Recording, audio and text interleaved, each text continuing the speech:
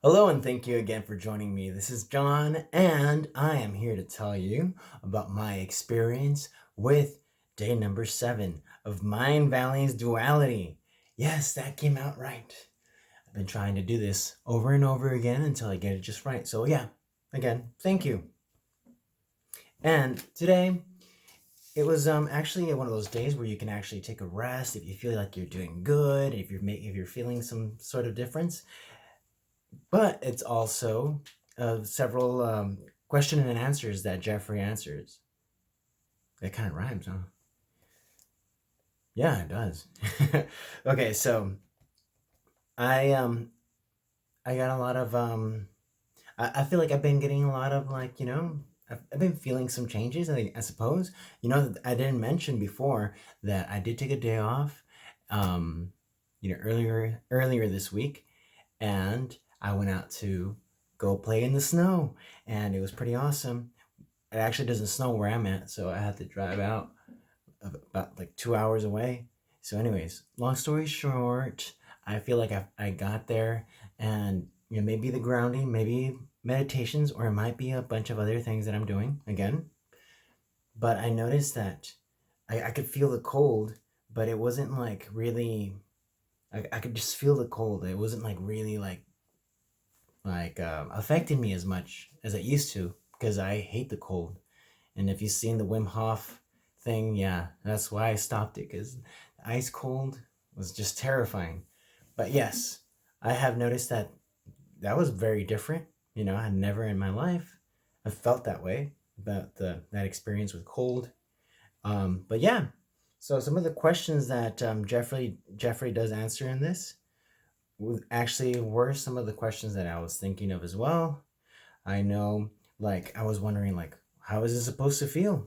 And he says that it's different for everyone. So I know that with experience and time, it's just going to get a lot easier. And so he also says that just to make sure that even if you're having a problem visualizing and all that, just to try to follow the energy. So that I'm kind of relieved to hear that because I feel like I've been sort of doing that.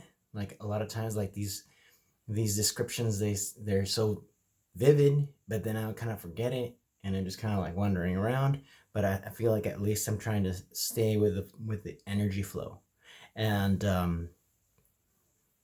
oh yeah, so I thought another interesting question that he answered was about the grounding and if it's possible to do it in reverse. I know that sometimes, like when I'm grounding myself, I have a real hard time trying to link up, I suppose, with the center of the planet.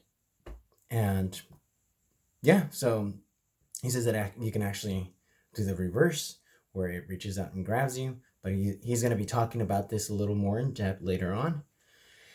And let's see, another one that was interesting. Oh, wait, well, how does it feel to be grounded?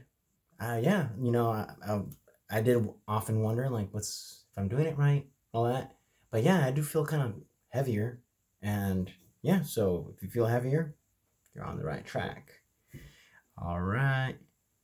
Oh, and then yeah, so I kind of touched a little bit of that on that, and but yeah, no, there's plenty of questions that may come to mind, and he does have a long list of commonly asked questions, and he did an excellent job answering, and but yeah, we are a week in, and I'm so glad to be yeah to have gotten this far.